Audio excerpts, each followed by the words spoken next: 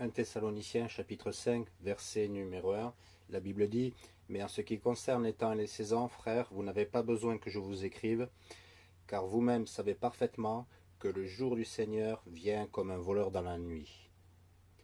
Maintenant, quand nous regardons ce verset, il est évident que nous allons poursuivre quelque chose dont on venait juste de parler, car il est dit: mais en ce qui concerne les temps et les saisons, frères, vous n'avez pas besoin que je vous écrive. La question évidente est: de quel temps et saison parlons-nous?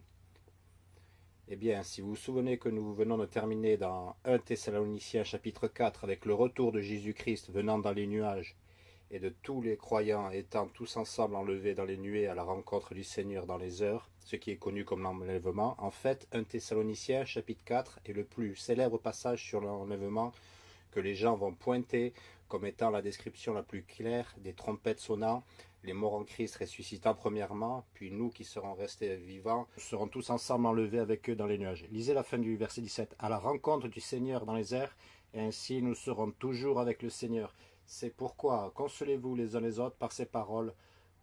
Mais, vous voyez ça au début du chapitre 5?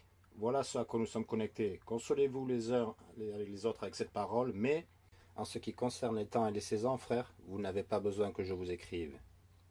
Donc, le temps et la saison de quoi? Le temps et les saisons de quand l'enlèvement aura lieu.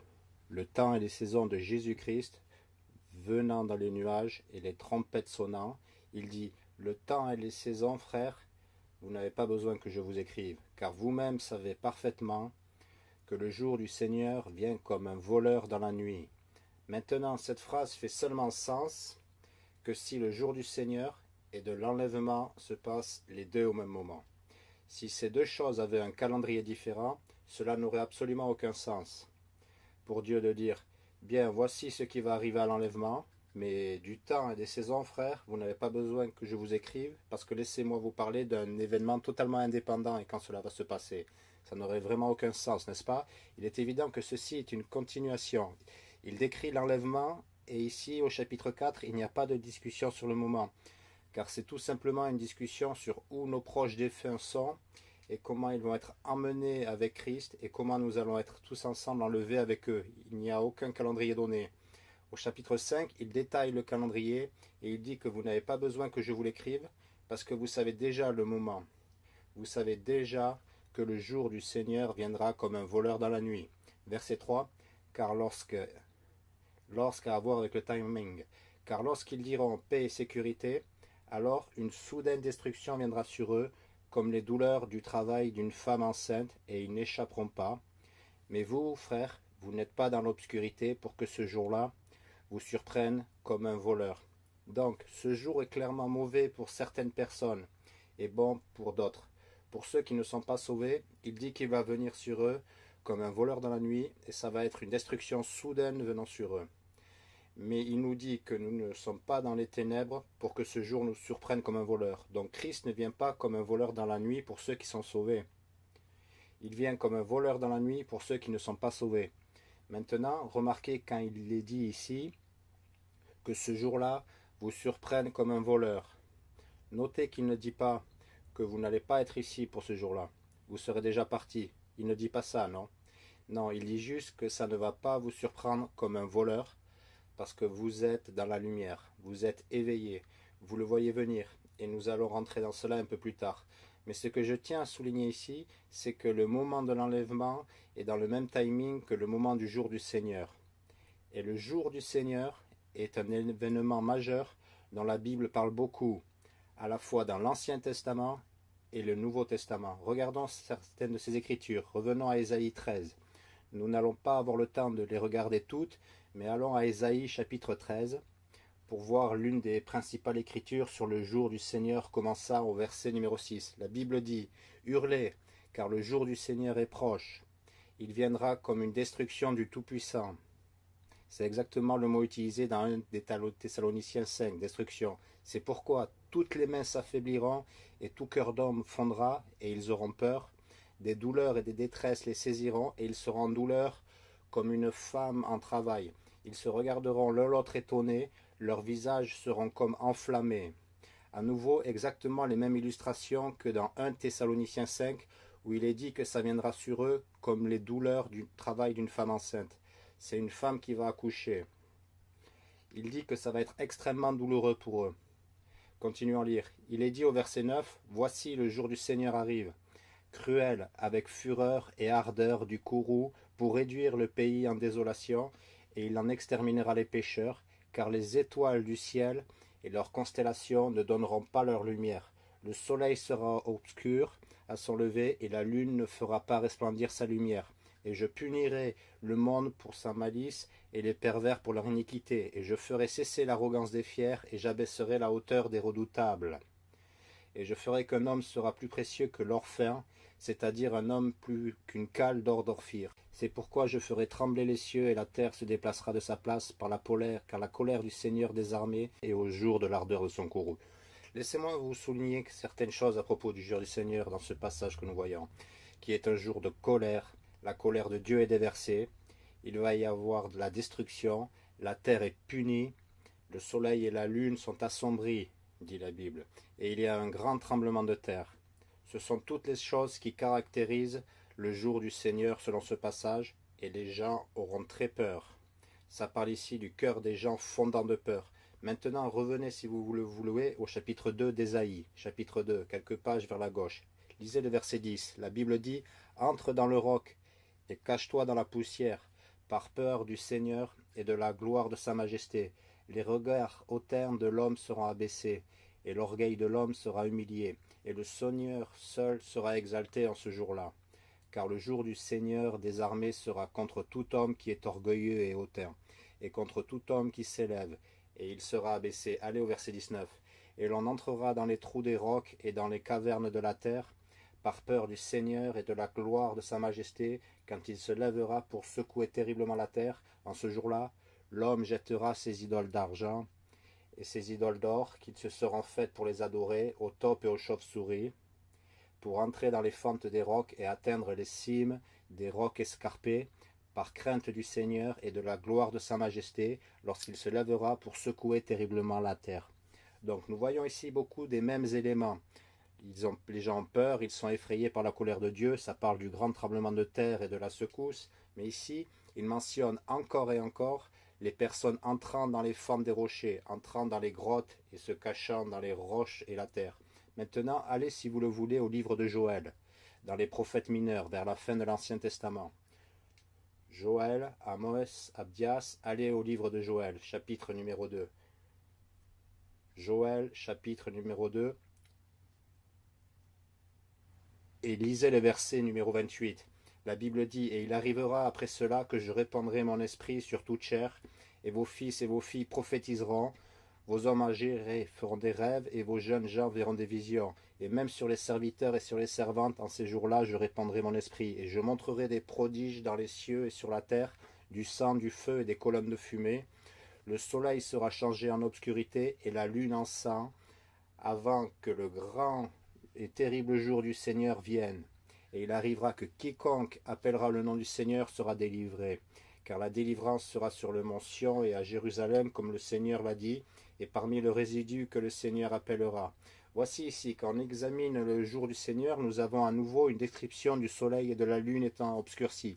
Il est dit que la lune sera changée en obscurité et la lune en sang, avant que le grand et terrible jour du Seigneur vienne. Et puis il y a aussi des gens étant délivrés. Qu'il y aura ceux qui vont invoquer le nom du Seigneur et qui seront délivrés ou sauvés. Maintenant, retournez vers Sophonie, chapitre numéro 1, pour une autre écriture sur le jour du Seigneur. Et chacun de ceux-ci, si vous les regardez, et même ceux que nous n'allons pas le temps d'aller voir, vous regardez chaque mention du jour du Seigneur, et c'est très cohérent ce qui est décrit, le type d'événement qui est décrit, où le Seigneur déverse sa colère et les punitions, et où les gens sont effrayés et se cachent, il y a un tremblement de terre, et le soleil et la lune sont assombris, ce qui est une figure clé que nous voyons encore et encore dans ces écritures. Puis une partie de ces écritures met en place l'aspect positif pour ceux qui sont sauvés, ceux qui sont délivrés. Regardez, si vous le voulez, Sophonie, chapitre 1, verset 14. « Le grand jour du Seigneur est proche, il est proche et se hâte grandement. Et même la voix du jour du Seigneur, l'homme puissant criera amèrement. » C'était un thème dans les autres écritures que nous avons vues. Ce jour est un jour de colère, un jour d'angoisse et de détresse, un jour de dévastation et de désolation, un jour sombre et triste, un jour de nuages et d'épaisse obscurité, un jour de trompette et d'alarme contre les villes fortifiées et contre les hautes tours. Nous pourrions continuer et ainsi regarder l'écriture après écriture. La même chose arrive encore et encore à l'égard du jour du Seigneur. Et l'élément clé est le soleil et la lune étant obscurcis, et ainsi de suite. Maintenant, allez, si vous le voulez, au chapitre 6 d'Apocalypse. Apocalypse, chapitre numéro 6. Et voyant cet événement ayant lieu dans Apocalypse, car il est très facile d'identifier le jour du Seigneur dans le livre de l'Apocalypse. Maintenant, le livre de l'Apocalypse est le livre le plus important en ce qui concerne la prophétie biblique pour nous aujourd'hui dans le Nouveau Testament, car c'est le livre pour montrer aux serviteurs de Christ les choses qui doivent arriver bientôt. C'est la révélation. Qu'est-ce que cela signifie qu'une révélation? Ça signifie que les choses deviennent plus claires, les choses sont dévoilées, les choses sont dites de manière simple. Donc c'est où Dieu nous dit ce qui va se passer à la fin du monde. Et ce n'est pas destiné à être difficile à comprendre, ou crypté, ou masqué. Non, c'est le livre de révélation. C'est quelque chose qui devrait être facile à comprendre. Maintenant, regardez si vous le voulez dans Apocalypse chapitre 6, où nous voyons le jour du Seigneur, l'événement dont on parle tout au long de l'Ancien et du Nouveau Testament, clairement décrit. Regardez le verset le verset numéro 12. Regardez le verset numéro 12. Et je regardais lorsqu'il ouvrit le 6e sceau, et voici, il y eut un grand tremblement de terre. Nous nous souvenons de ça. Et le soleil devint noir comme un sac fait de poils, et la lune devint comme du sang. C'est quelque chose qui revient sans cesse avec le jour du Seigneur. Le soleil et la lune étaient obscurcis, et les étoiles du ciel tombèrent sur la terre, comme un figuier jette ses figues prématurément, agité par un vent puissant, et le ciel se retira comme un rouleau quand on le roule, et chaque montagne et chaque île furent transportées de leur place. Ça correspond très bien avec la description que nous lisons et Ésaïe 13. Regardez ça. Et les rois de la terre et les grands hommes, et les hommes riches, et les capitaines et les puissants hommes, et chaque homme asservi et chaque homme libre, se cachèrent dans les cavernes et dans les rochers des montagnes. Vous vous souvenez de ça dans Ésaïe chapitre 2 à propos du jour du Seigneur? Et il disait aux montagnes et aux rochers, tombez sur nous et cachez-nous de devant la face de celui qui est assis sur le trône et de devant la colère de l'agneau, car le grand jour de sa colère est venu, et qui pourra subsister? Et que voyons-nous dans à peu près toutes les descriptions du jour du Seigneur? Le mot colère maintes et maintes fois, la colère de Dieu, il vient déverser sa colère, encore et encore, nous le voyons, c'est très clair. Maintenant, retournez vers Matthieu chapitre 24. Matthieu chapitre 24. Et nous allons voir une autre description très claire du jour du Seigneur. Matthieu chapitre 24. Commençons au verset 29. C'est facile d'identifier le jour du Seigneur car il y a tellement d'aspects de celui-ci qui sont les mêmes dans chaque passage. Au verset 29, il est dit immédiatement après la tribulation, et ce sont des mots extrêmement clés.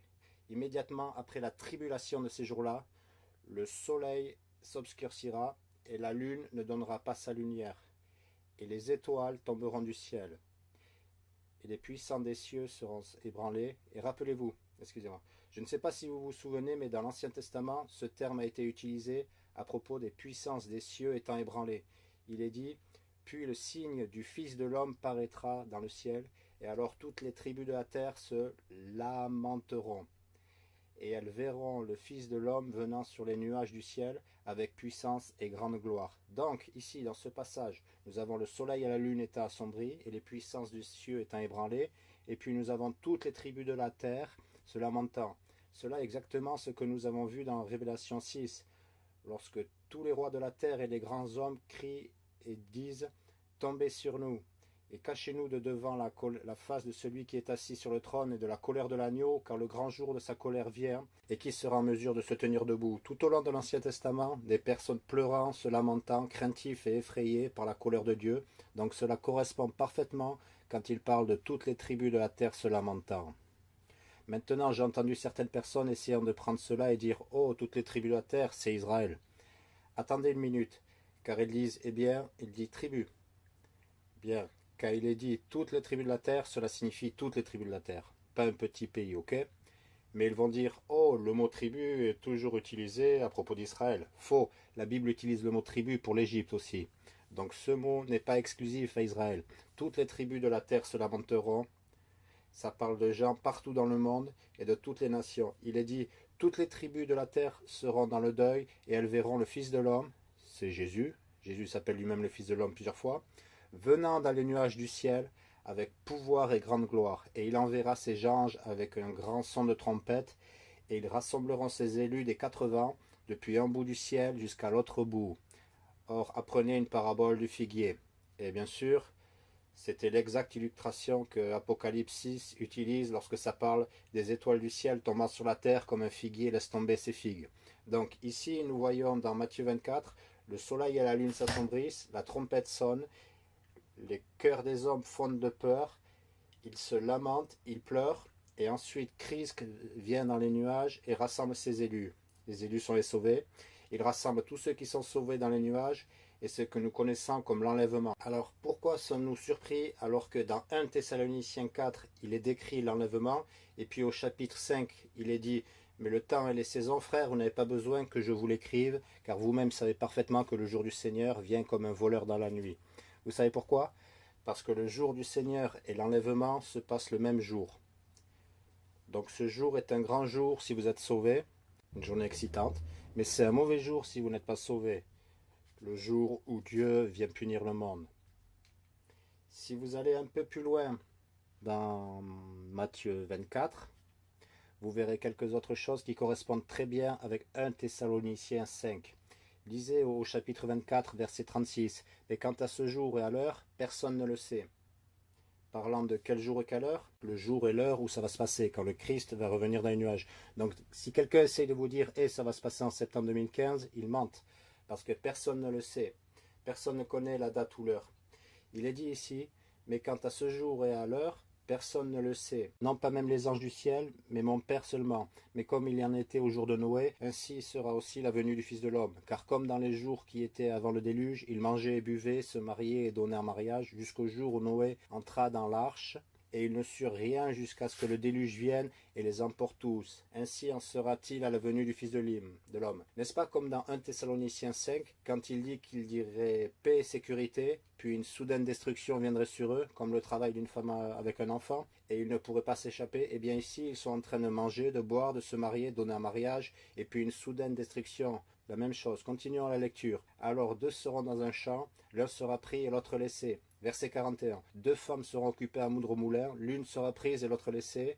Veillez donc, car vous ne savez pas à quelle heure votre Seigneur vient. Mais sachez ceci, que si le maître de maison avait su à quelle veille à quelle veille le voleur devait venir, il aurait veillé et n'aurait pas laissé sa maison être cambriolée. Par conséquent, vous aussi soyez prêts, car c'est à une heure que vous n'y pensez pas que le Fils de l'homme vient.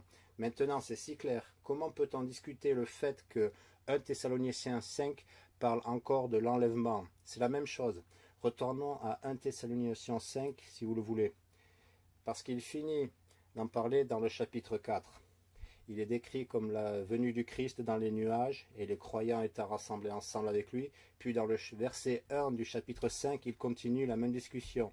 Mais quant au temps et les saisons, frères, vous n'avez pas besoin que je vous écrive, car vous-même savez parfaitement que comme un voleur dans la nuit, ainsi vient le jour du Seigneur. Car lorsqu'ils diront paix et sécurité, alors une soudaine destruction viendra sur eux, comme les douleurs du travail d'une femme enceinte, et ils n'échapperont pas. Mais vous, frères, vous n'êtes pas dans l'obscurité, pour que ce jour-là vous surprenne comme un voleur. Vous êtes tous des enfants de lumière et des enfants du jour. Nous ne sommes pas de la nuit ni de l'obscurité.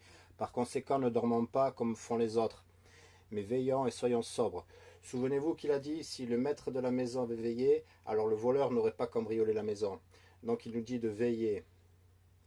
Et il dit, par conséquent, ne dormons pas comme font les autres, mais veillons et soyons sobres. Car ceux qui dorment, dorment la nuit, et ceux qui s'enivrent, sont ivres la nuit.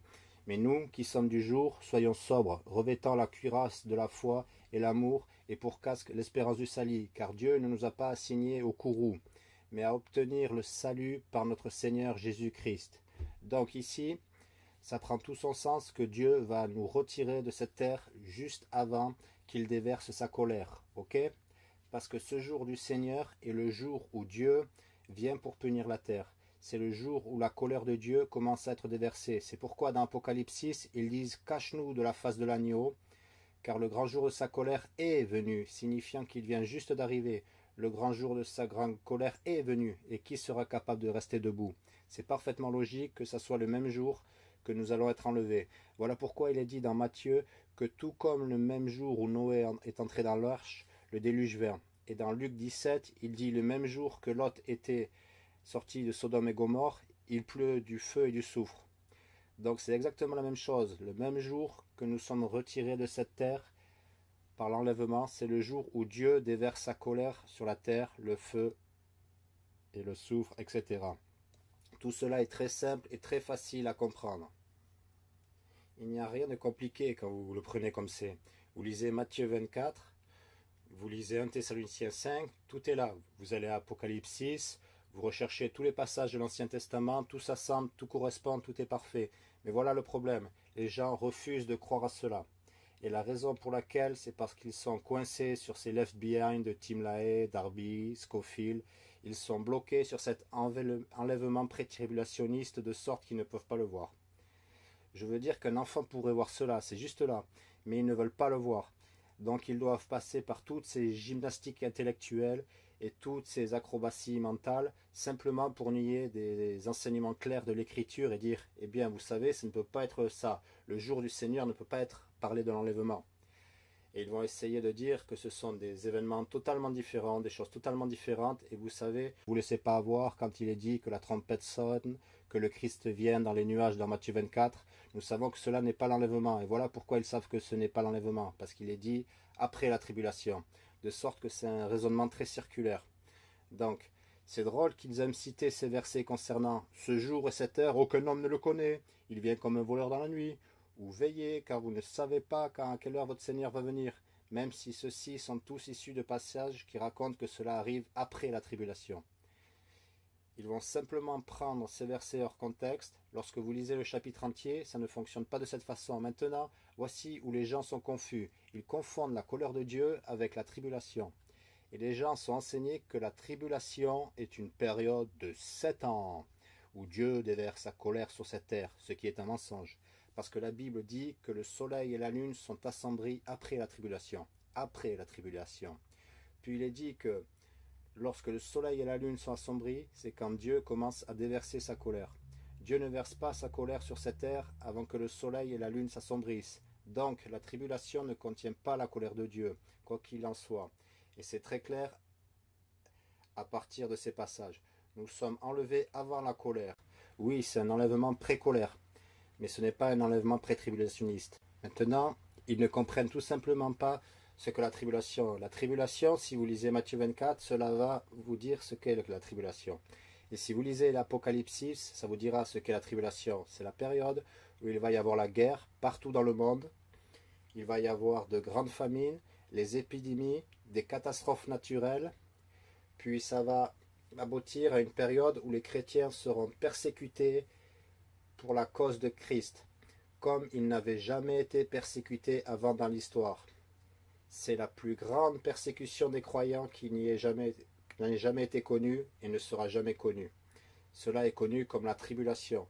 Et si ce n'était pas abrégé, dit la Bible, aucune chair ne serait sauvée. Mais à cause des élus, ces jours-là seront abrégés. Parce que s'ils étaient autorisés à suivre leur cours, tous les chrétiens seraient tués. Mais ils seront abrégés et donc seulement certains seront emprisonnés et tués. Et ceux qui sont vivants et qui demeureront seront enlevés ensemble pour la rencontre avec le Seigneur dans les airs. Mais il y aura un temps de persécution intense pour les croyants avant l'enlèvement. Mais ce n'est pas ce qu'on nous enseigne aujourd'hui dans les églises. Et on nous enseigne que nous allons seulement traverser nos vies heureuses et puis un jour nous allons disparaître. C'est juste là, là, là, là, là, et puis nous sommes partis. Tout d'abord, la Bible n'enseigne jamais rien à propos de quiconque disparaissant. La Bible part du fait qu'à l'enlèvement, il va envoyer ses anges pour rassembler ses élus, tout comme les deux anges qui sont allés réunir Lot et ses filles, et les ont emmenés par la main et les firent sortir. Donc cette histoire d'un tas de vêtements étant, vous savez, le film Left Behind, est juste une fiction d'Hollywood. Ça n'a rien à voir avec la réalité biblique. Tout le monde se baladant à travers la vie et ils disparaissent, hop, tout simplement. Il y a des piles de vêtements et tout le monde se demande qu'est-ce qui s'est passé, tout le monde est allé. Il n'y a aucune mention de personne posant cette question, où sont-ils? Parce que quand ça arrive, c'est une période où il y a un grand tremblement de terre et le soleil et la lune sont assombris et les cieux sont roulés comme un livre. Vous n'allez pas vous demander où sont les gens? Ils vont courir pour se protéger et se cacher dans les fentes des rochers, car il va y avoir du feu et du soufre qui va pleuvoir du sel. Ils n'ont pas se demander ce qui est arrivé et où sont-ils. C'est les extraterrestres. Mais cela est ce que Hollywood enseigne activement aux gens. Et aussi les librairies chrétiennes et les églises évangéliques, ils s'accordent tous sur cette tribulation pré-tribulationniste. Jésus peut venir à tout moment, il vient aujourd'hui, et ce n'est pas du tout biblique. Et 1 Thessaloniciens 5 prouve clairement que ce n'est pas biblique.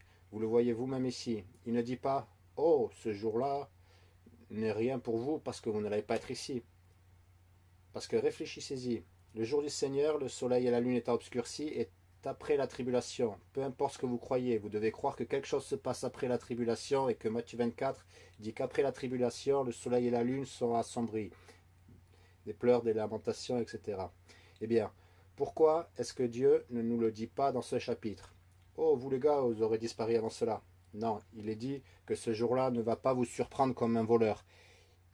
Il n'a pas dit que ça ne va pas du tout vous surprendre.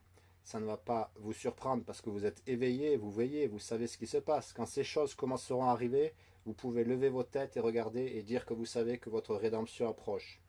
Donc, lisons ce passage ici, où il est dit dans le verset 4, « Mais vous, frères, vous n'êtes pas dans l'obscurité pour que ce jour-là vous surprenne comme un voleur. Vous êtes tous des enfants de lumière et des enfants du jour. Nous ne sommes pas de la nuit ni de l'obscurité. C'est pourquoi ne dormons pas comme font les autres, mais veillons et soyons sobres. Car ceux qui dorment la nuit, et ceux qui s'enivrent sont ivres la nuit. Mais nous, qui sommes du jour, soyons sobres, revêtant la cuirasse de la foi et de l'amour, et pour casque l'espérance du salut. » Donc, quand la Bible ici parle d'être endormi ou ivre, les deux ont à voir avec ne pas être au courant de ce qui se passe. Et beaucoup de gens utilisent ce terme aujourd'hui dans le mouvement pour la vérité. Vous savez, quand les gens sont des chercheurs de vérité, ils vont parler de ceux qui sont éveillés et de ceux qui sont endormis. Pourquoi? Parce que ceux qui sont endormis sont essentiellement les personnes qui croient juste tout ce que les médias disent. Ils ne prêtent pas attention à ce qui se passe réellement. Ils ne savent pas ce que la prophétie biblique nous dit. Ils ne voient pas derrière la façade de ce qui est présenté par les médias. Et donc, ceux qui sont éveillés sont ceux qui prêtent attention. Car pensez-y, quand vous êtes endormi, vous n'êtes pas vraiment à l'écoute de la réalité autour de vous. Vous vivez dans une réalité que vous avez créée dans votre propre esprit, mais ce n'est faux, c'est de la fiction. Quand vous êtes éveillé, vous voyez les événements réels qui se passent autour de vous. Donc beaucoup de gens aujourd'hui sont décrits comme étant endormis. Ils vivent dans un monde de rêve.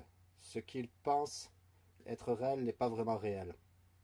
Et puis il y a d'autres choses réelles qui sont dangereuses. Des choses dont ils ne savent quoi que ce soit, ils dorment, ils ne sont pas éveillés. Dieu nous dit de ne pas être comme eux, mais d'être éveillés et prêter attention. Tout d'abord, connaître les Écritures est la meilleure façon d'être éveillé. Voilà comment nous savons ce qui se passe. Et puis l'autre façon d'être éveillé est simplement de ne pas croire tout simplement ce qu'on nous dit, et juste prendre comme évangile tout ce que la télévision dit, ou les magazines et les journaux disent. Nous devons prêter attention et réaliser qu'il y a des forces obscures à l'œuvre. La Bible parle des princes des ténèbres de ce monde. Et donc la Bible dit, car ceux qui dorment, dorment la nuit, et ceux qui s'enivrent, sont ivres la nuit. Encore, les gens qui sont ivres ont tendance à avoir une vision différente de la réalité, ok? Ils voient les choses d'une manière qui n'est pas réelle. Et donc, quand ils parlent d'être éveillés, d'être sobres, nous sommes en alerte, nos sens sont à l'écoute de ce qui se passe réellement autour de nous. Il est dit, car Dieu ne nous a pas destinés à la colère, mais à obtenir le salut par notre Seigneur Jésus-Christ, qui est mort pour nous, afin que nous nous veillions, soit que nous dormions, nous vivions ensemble avec lui. Et encore, laissez-moi vous signaler rapidement 1 Thessaloniciens chapitre 3, revenez-y rapidement, il est dit dans le verset numéro 3, afin que nul homme ne soit abattu par ses afflictions, car vous-même savez que nous sommes destinés à cela. Car en vérité, lorsque nous étions avec vous, nous vous avions dit d'avance que nous aurions à souffrir de la tribulation, comme cela est arrivé, et vous le savez. Donc au chapitre 3, il est dit clairement que nous sommes destinés aux afflictions et aux tribulations. Mais nous ne sommes pas destinés à la colère, selon le chapitre 5. Donc au chapitre 3, destinés à la tribulation. Chapitre 4, l'enlèvement. Chapitre 5, pas destiné à la colère. C'est ce que la Bible enseigne. Maintenant, regardez le chapitre numéro 5, verset 11. Il est dit, c'est pourquoi réconfortez-vous l'un l'autre Et à nouveau, c'est très similaire à ce qui est dit à la fin du chapitre 4, n'est-ce pas? Réconfortez-vous l'un l'autre par ces paroles. Maintenant, il dit réconfortez-vous l'un l'autre. Donc, venons-nous de changer complètement de sujet là? Non. C'est le même timing, du même événement, c'est très clair. C'est pourquoi réconfortez-vous l'un l'autre et édifiez-vous l'un l'autre comme vous le faites aussi. Et nous vous supplions, frères, de reconnaître ceux qui travaillent parmi vous et qui vous dirigent selon le Seigneur et qui vous corrigent, et d'en avoir une très haute estime avec amour à cause de leur œuvre, et soyez en paix entre vous. Maintenant, quand la Bible parle de connaître ceux qui travaillent parmi vous et qui vous dirigent selon le Seigneur et qui vous corrigent et d'en avoir une très haute estime, ça parle de ceux qui vous prêchent. Cela parle des pasteurs et prédicateurs qui vous prêchent. Il dit tout d'abord de les connaître et de les estimer hautement avec amour à cause de leur œuvre. Et soyez en paix entre vous. Maintenant écoutez, aujourd'hui en 2015, il y a une énorme attaque contre les institutions de l'église locale. Les gens veulent sortir de l'église, ils ne veulent pas faire partir d'une quelconque église, ils clament que s'ils se réunissent avec un couple de copains chrétiens, ils disent « eh bien c'est l'église ». Et ils diront « nous sommes 2 ou 3 assemblés, vous savez, il y a Christ parmi nous ». Et cela est vrai, si un couple de croyants se réunit et prie ensemble, ce qui est le contexte de ce passage, si un couple de chrétiens se réunit et prie ensemble, vous savez quoi? Il y a Jésus-Christ au milieu d'eux. Mais ce n'est pas une église, ok? Et il y a tellement de nombreuses écritures qui soulignent l'importance d'avoir une église qui a un chef, qui parle de l'évêque, de l'ancien ou de plusieurs anciens, mais l'importance des dirigeants est quelque chose qui est répété tout au long de l'Ancien et du Nouveau Testament. Maintenant, de nos jours, les gens veulent sortir de cela et ils attaquent cela. Allez à Hébreux chapitre 13, si vous le voulez, et ils vont mal parler au sujet de l'autorité pastorale et dire « Oh, vous croyez en l'autorité pastorale ?» et tout ce genre de choses parce qu'ils croient essentiellement que l'Église devrait être un libre service ou que tout groupe libre de chrétiens qui se réunissent dans un salon quelque part constitue en quelque sorte une église biblique. Mais ce n'est vraiment pas vrai. Et en fait, ça n'a pas de sens quand vous lisez la Bible entière, puisque la Bible entière souligne constamment les hommes de Dieu et les dirigeants qui dirigent et rallient les gens et conduisent les gens à faire les choses pour Dieu. Je veux dire, où voyez-vous tout au long de l'Ancien Testament ou du Nouveau Testament un libre service? Nous voyons des hommes dans l'Ancien Testament étant oints par Dieu, étant élevés par Dieu, étant remplis du Saint-Esprit pour allier les gens. Et quand ils ne disposent pas d'un chef, ils ne vivent pas pour Dieu comme ils devraient. Puis dans le Nouveau Testament, il y a tout type de personnes qui sont ordonnées, sont envoyées. Et Jésus qui choisit des hommes et les appelle apôtres en leur disant d'aller et prêcher et de faire ça. Et puis Dieu dit à Timothée à travers l'apôtre Paul que vous devez établir des anciens dans chaque ville, tout cela. Et puis il entre dans les détails sur les qualifications de l'ancien. Et il dit qu'il doit être irréprochable, mari d'une seule femme, ayant des enfants fidèles, pas accusés d'être indisciplinés, ils doivent être sobres, ils doivent être adonnés à l'hospitalité, il doit être apte à enseigner, il doit... À quoi bon si les gens vont dire « Oh, nous n'avons pas besoin de ce gars ». Nous n'avons pas besoin d'un pasteur, nous n'avons pas besoin d'un chef, nous n'avons pas besoin d'un évêque. Oh, vous êtes dans une de ces églises dirigées par un pasteur? Vous savez, c'est un culte ou je ne sais pas quoi. Tous les dirigismes forts sont simplement appelés un culte. Avoir une église sur le modèle biblique, avec un pasteur ou un évêque ou un ancien qui est bibliquement qualifié pour diriger l'église est considéré comme un culte. Vous savez, parce que nous devrions avoir un micro ouvert, libre d'accès pour tous, mais vous savez, quand vous avez la liberté pour tous, alors les pires gens prennent le pouvoir. C'est comme le communisme, vous savez, où nous allons tous être égaux, puis les pires gens prennent le dessus. Et ce n'est pas biblique. Regardez ce que la Bible dit dans Hébreux chapitre 13. Il est dit au verset 7, « Souvenez-vous de ceux qui ont autorité sur vous, qui vous ont déclaré la parole de Dieu, desquels suivez la foi, considérant la fin de leur conduite. » Lisez le verset 17. « Obéissez à ceux qui ont autorité sur vous et soyez leur soumis, car ils veillent sur vos âmes comme ceux qui devront en rendre compte, afin qu'ils puissent le faire avec joie et non pas avec gémissement, car cela vous serait préjudiciable. » Regardez au verset 24. « Saluez tous ceux qui ont autorité sur vous et tous les saints, ceux d'Italie vous saluent. » Donc la Bible enseigne que nous devrions avoir des leaders, des gens qui vous chapeautent dans le Seigneur et qui vous exhortent. Et la Bible dit que vous devriez les estimer avec beaucoup d'amour pour leur travail et être en paix entre vous. ce qui signifie de ne pas essayer de chercher la bagarre avec la direction sans raison et d'être un rebelle. Regardez maintenant, aujourd'hui, beaucoup de gens, et nous n'avons pas du tout ce problème dans notre église, mais j'entends parler tout le temps de gens étant très irrespectueux de leur pasteur et se rebellant contre le pasteur. Et vous savez ce que la Bible dit? Ne reprends pas un aîné, mais traite-le comme un père. Donc ce n'est pas que le pasteur ne fait jamais d'erreur. Bien sûr que le pasteur va faire des erreurs. Enseigner des choses qui ne sont parfois pas tout à fait exactes, et parfois même quelqu'un doit corriger le pasteur. Mais ça doit être fait avec respect. C'est pourquoi la Bible dit, ne reprends pas rudement un ancien, mais traite-le comme un père. Donc si le pasteur a besoin d'être corrigé, alors vous allez à lui gentiment, humblement, et vous soulignez ses erreurs, et vous ne lui hurlez pas dessus en étant irrespectueux, en raison de la position de pasteur. Ce n'est pas que nous allons élever une certaine personne, mais c'est à cause de leur travail. C'est la position que Dieu a ordonnée. Et il y a une raison pour laquelle Dieu l'a ordonnée, parce que si c'était un libre service, alors les pires gens viendraient et prendraient la charge, et les pires doctrines seraient prêchées derrière la chair. Le but de l'évêque est d'être un surveillant pour garder l'Église et s'assurer que la doctrine reste juste, que les personnes derrière la chaire de prédication savent de quoi elles parlent et qu'elles peuvent amener l'Église dans une direction claire. Vous voyez, si vous allez diriger n'importe quelle organisation pour faire quelque chose, quelqu'un doit être responsable et faire la loi. Vous ne pouvez pas avoir tout le monde allant dans tous les sens, ce n'est même pas une église, ce n'est même pas un groupe. Tout le monde croit quelque chose de différent, tout le monde fait ses propres choses. Maintenant, vous avez besoin d'avoir des dirigeants. Et vous dites, eh bien, je ne veux pas suivre ce leader-là. Alors vous devez partir et aller à une église où vous pourrez suivre le leader. Vous savez, un jour, si vous pouvez être qualifié et passer par le processus de formation et d'apprendre et d'être envoyé pour commencer une église ou reprendre une église existante, alors vous savez quoi? Vous pourrez être le leader. Et alors vous pourrez faire les choses comment vous croyez qu'elles doivent être faites. Et en fait, vous savez, si vous voulez être un pasteur un jour, super, je vous formerai, je vous enseignerai, et nous vous enverrons pour aller commencer une église si vous remplissez les qualifications. Vous apprenez et vous êtes envoyé pour aller conduire une église, et vous pourrez alors diriger et faire les choses comme vous le voulez. Et personne ne vous arrêtera. Parce que c'est pourquoi nous croyons au fait d'être un baptiste indépendant. Vous savez, l'église qui m'a envoyé pour lancer cette église, il n'aime pas beaucoup des choses que j'ai faites. Mais je ne m'en soucie pas vraiment parce que je suis un baptiste indépendant. Mais quand j'y étais, j'étais une bénédiction pour cette église. Je n'étais pas un ennui.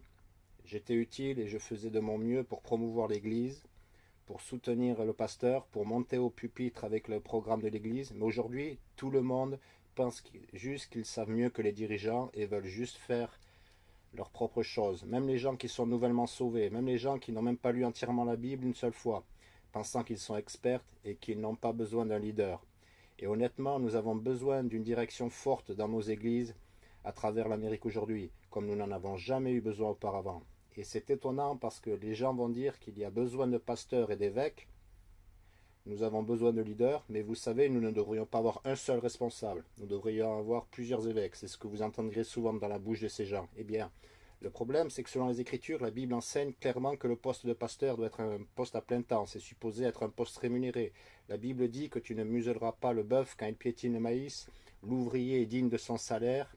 Laissez les anciens qui dirigent bien être jugés dignes d'un double honneur, etc., etc. Vous savez, Pierre a dit d'arrêter de pécher et de servir le Seigneur. Et il était un pasteur.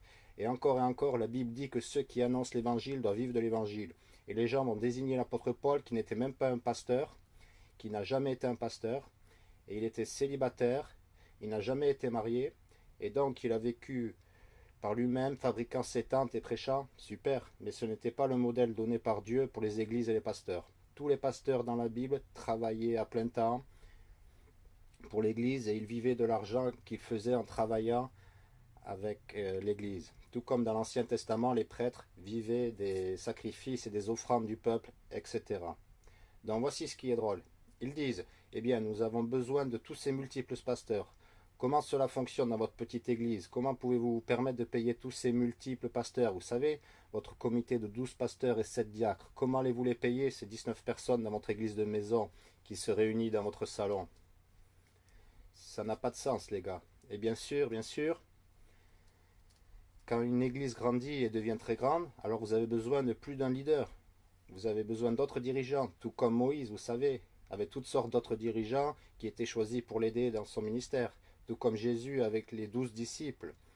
Et ainsi, plus tard, il y avait 70 apôtres qui ont été ajoutés. Bien évidemment, plus de leaders sont nécessaires quand l'Église grandit et devient trop grande. Quand ça atteint le milieu, oui, vous avez besoin de plus de pasteurs, vous avez besoin de plus de diacres, et ainsi de suite. Mais ne vous laissez pas emporter par cette bêtise où les gens disent « Bien, vous savez, nous sommes tous les mêmes.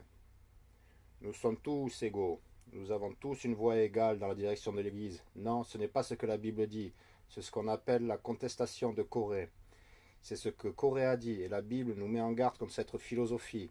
Et faites attention à ça, parce qu'il y a des gens mauvais qui veulent s'y infiltrer, la transformer en une église ouverte à tous et corrompue. Vous dites, c'est supposé être une démocratie. Qui a dit ça?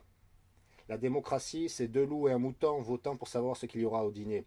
La démocratie n'est pas biblique de n'importe quelle manière ou forme. Vous savez pourquoi? Parce que la majorité a toujours tort.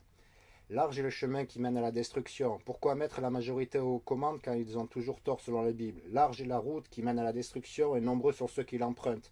Parce qu'étroite est la porte et resserré le chemin qui mène à la vie, et peu sont ceux qui le trouvent. Je veux dire, qu'en est-il si notre église sort et gagne un tas de gens au Seigneur et qu'ils viennent tous ici et disent que nous voulons la NIV? 51% d'entre nous veulent la NIV. Ce ne sera pas un problème, parce que nous allons utiliser la King James, parce que le pasteur a dit que c'est la King James. Parce que c'est une église dirigée par un pasteur, parce que c'est un pasteur qui est qualifié bibliquement, un homme de Dieu pour guider, et vous le suivez ou vous suivez un pasteur différent. Mais vous allez à l'église et vous suivez le dirigeant, et vous ne venez pas seulement pour dire que nous allons voter sur quelle Bible nous utilisons. On va voter sur l'opportunité ou pas de faire de l'évangélisation porte à porte. Nous allons voter sur la musique. Nous allons voter sur le fait qui fait la prédication. Non, nous ne faisons pas ça. Notre église n'a jamais voté, ne le fera jamais. Et je ne vais pas voter lors de l'élection 2016, mais c'est un autre serment lui-même. Je n'ai pas voté à la dernière non plus, mais de toute façon, revenons au serment. Il est dit dans le verset le numéro 12, « Et nous vous supplions, frères, de reconnaître ceux qui travaillent parmi vous et qui vous dirigent selon le Seigneur et qui vous corrigent. » Oh, je ne veux pas croire que quelqu'un soit le dirigeant d'un autre. Cela est la mentalité que les gens ont, mais cela ne vient pas de la Bible, n'est-ce pas? Ça vient du monde. La Bible dit est d'en avoir une très haute estime avec amour à cause de leur œuvre, et soyez en paix entre vous. Maintenant, nous vous exhortons, frères, avertissez ceux qui sont indisciplinés. Qu'est-ce que ça signifie d'être indiscipliné? Notez qu'il y a le mot discipline dedans. Indiscipliné signifie que des gens qui ne pourront jamais avoir quelqu'un pour leur dire quoi que ce soit. Personne ne veut qu'ils... Désolé. Ils ne veulent pas que quelqu'un leur dise quoi faire ou quoi que ce soit. Ils sont indisciplinés. Ils vont simplement faire tout ce qu'ils veulent. Et la Bible dit, avertissez ceux qui sont indisciplinés. Et il est dit, réconfortez ceux qui sont découragés, soutenez les faibles et soyez patients envers tous les hommes. Veillez à ce que nul ne rende à aucun homme mal pour mal, mais poursuivez toujours le bien, soit entre vous, soit envers tous les hommes. Réjouissez-vous toujours, priez sans cesse, en toute chose remerciez, car telle est la volonté de Dieu en Jésus-Christ à votre égard. N'éteignez pas l'esprit, ne méprisez pas les prophéties, éprouvez toutes choses, retenez ce qui est bon, abstenez-vous de toute apparence de mal. Donc cela est une petite section où il y a cette série de courtes déclarations, c'est 7 versets très courts, faisant ces déclarations profondes, et c'est difficile de les traiter aujourd'hui dans un serment comme celui-là, parce que chacun de ces points, vous pourriez en faire un serment avec, priez sans cesse, vous pourrez faire tout un serment sur soyez joyeux, tout un serment sur en toute chose remercier. Ce sont des déclarations profondes et des instructions à méditer, des choses importantes à vous rappeler. Chaque jour, nous devons être guidés par le Saint-Esprit pour nous éclairer et nous diriger dans nos vies. Et quand l'Esprit de Dieu nous ramène des choses à la mémoire à partir de la parole de Dieu, nous ne voulons pas éteindre cette voix et écouter ce que Dieu dit dans notre esprit. Il est dit, ne méprise pas la prophétie. Les prophéties sont des prêches. C'est ce que dit la Bible. Beaucoup de gens vont dire, oh, prophétiser, c'est prédire l'avenir. Mais ce n'est pas vraiment ça. Si vous étudiez le mot prophétie dans la Bible, c'est juste prêcher. Un exemple que j'aime utiliser est Proverbe 31 où il est dit, parole du roi Lemuel, la prophétie que sa mère lui enseigna. Il n'y a pas de prédication des événements futurs dans ce passage, juste une prédication. Donc il est dit, ne méprisez pas les prophéties, éprouvez toutes choses, retenez ce qui est bon. Éprouver signifie tester. Nous interpréterions éprouver un peu différemment dans notre langue d'aujourd'hui. Mais dans la Bible, éprouver, quelque chose signifie le tester. Donc il est dit, éprouvez toutes choses, retenez ce qui est bon. Donc qu'est-ce qu'il dit? Quand vous entendez quelque chose, quand vous lisez quelque chose, quand vous êtes confronté à quelque chose, vous devez le tester. Et il dit, retenez ce qui est bon, ce qui implique de rejeter ce qui n'est pas bon. Donc, dans notre vie, nous devons tout examiner et nous demander, est-ce bon ou est-ce mal? Est-ce que quelque chose que nous voulons avoir dans notre vie ou quelque chose dont Dieu veut que nous nous débarrassions hors de notre vie? Il est dit, éprouvez toutes choses, retenez ce qui est bon. Puis en dernier, abstenez-vous de toute apparence de mal, et que le Dieu de paix lui-même vous sanctifie entièrement. Et je prie Dieu que votre tout, esprit, âme et corps, soit conservé irréprochable jusqu'à la venue de notre Seigneur Jésus-Christ. Celui qui vous appelle est fidèle, qui aussi le fera. Maintenant, c'est encore une autre preuve, et il y a tellement de preuves de cela dans la Bible, que l'enlèvement est la seconde venue de Jésus-Christ. C'est pourquoi à chaque fois que la Bible dit la venue du Seigneur, la venue du Christ, l'avènement de notre Seigneur Jésus-Christ, ça se réfère à lui venant dans les nuages à l'enlèvement. Parce que les gens vont souvent dire de ne pas confondre entre l'enlèvement et la seconde venue. L'enlèvement est la seconde venue, à chaque fois. Et ici, c'est prouvé encore une fois. Parce que, qu'est-ce qu'il dit ici? Et que le Dieu de paix lui-même, verset 23, vous sanctifie entièrement, et je prie Dieu que votre tout, esprit, âme et corps, soit conservé irréprochable jusqu'à la venue de notre Seigneur Jésus-Christ. Écoutez, si notre corps et notre âme et notre esprit, s'il veut qu'ils soient conservés sans reproche jusqu'à la venue de notre Seigneur Jésus-Christ, comment est-ce que ça se pourrait être des années après l'enlèvement, alors que le corps est déjà parti? Pensez-y. C'est comme quand la Bible dit « Celui qui a commencé en vous une bonne œuvre l'effectuera jusqu'au jour de Jésus-Christ ». Vous savez, cette œuvre de sanctification qui se passe dans notre vie, il va jusqu'à l'avènement de notre Seigneur Jésus-Christ. Pourquoi? Parce que quand le Christ vient, nous serons semblables à lui, car nous le verrons tel qu'il est. Nous serons changés en un instant, en un clin d'œil, et nous serons comme lui, nous serons conformes à son image. Donc clairement, ça prouve encore une fois que la venue de notre Seigneur Jésus-Christ est quand notre sanctification est terminée. Parce qu'au point où nous sommes transformés, nous sommes comme lui, nous sommes entièrement sanctifiés. Et ainsi la Bible parle d'être préservé jusqu'à l'avènement de notre Seigneur Jésus-Christ. Celui qui vous appelle est fidèle, qui aussi le fera.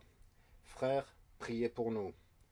Saluez tous les frères par un saint baiser. Je vous ordonne par le Seigneur que cette épître soit lue à tous les saints frères. La grâce de notre Seigneur Jésus-Christ soit avec vous. Amen. Ainsi se termine le livre de 1 Thessaloniciens. Quels sont les principaux thèmes tout au long du livre? Le thème de la seconde venue de Jésus-Christ était toujours visible.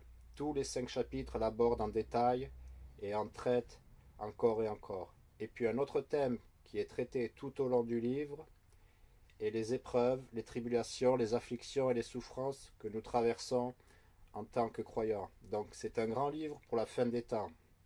Et 2 Thessaloniciens couvre une grande partie de la même chose, mais sous un angle différent. Parce que 2 Thessaloniciens va également couvrir beaucoup de prophéties bibliques et beaucoup de ces mêmes thèmes.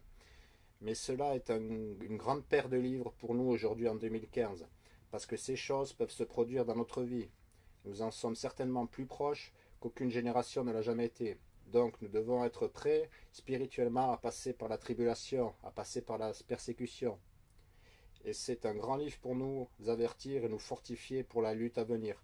Tant de gens ne sont pas prêts pour cela parce qu'on leur dit « je serai parti d'ici là, je serai enlevé avant que la persécution vienne, que la tribulation vienne ». Et ils vont dire « oh, vous savez, oui, je veux dire que nous passons par la tribulation et la persécution, mais on ne va pas passer par la grande tribulation ». Mais quand vous voyez beaucoup d'entre eux et la façon dont ils vivent, ils ne vont pas du tout dans les persécutions, même maintenant. Et pourtant la Bible dit, tous ceux qui veulent vivre pieusement en Jésus-Christ seront persécutés. La vérité du problème est que lorsque vous vivez une vie chrétienne tiède en 2015, vous n'allez pas passer par la persécution. Mais si vous voulez vivre pieusement en Jésus-Christ, si vous marchez réellement dans la foi et servez Dieu et vous levez pour faire quelque chose pour le Seigneur, alors vous souffrirez de la persécution, c'est garanti. Et ce livre est fait pour nous aider à nous renforcer à partir de la parole de Dieu. 1 Thessaloniciens, baissons nos têtes et ayons un mot de prière. Père, nous vous remercions tellement pour votre parole. Seigneur, nous vous remercions de ces avertissements et merci d'avoir posé un calendrier très clair de ces événements pour la fin des temps et de nous montrer comment la tribulation est et de nous montrer que l'enlèvement se produira le jour du Seigneur, que le soleil et la lune seront obscurcis, et alors nous serons pris dans les nuages avec le Christ, avant que votre colère soit déversée. Et Seigneur, il y a beaucoup de gens qui essayent de nous tromper dès maintenant, et qui essayent de brouiller les pistes, et rendre cela vraiment déroutant, quand vraiment ce n'est pas du tout confus. Et ils veulent que tout le monde croie à cette fable de l'enlèvement pré-tribulationniste. Seigneur, je te prie que personne dans cette salle ce soir ne chute pour leurs mensonges, et qu'ils prennent juste la Bible et étudient pour se montrer approuvés en lisant 1 et 2 Thessaloniciens par eux-mêmes et en accordant une attention à chaque mot. Et aussi qu'ils lisent Matthieu 24, le livre d'Apocalypse et toutes les autres écritures. Seigneur, au nom de Jésus-Christ, nous vous remercions. Amen.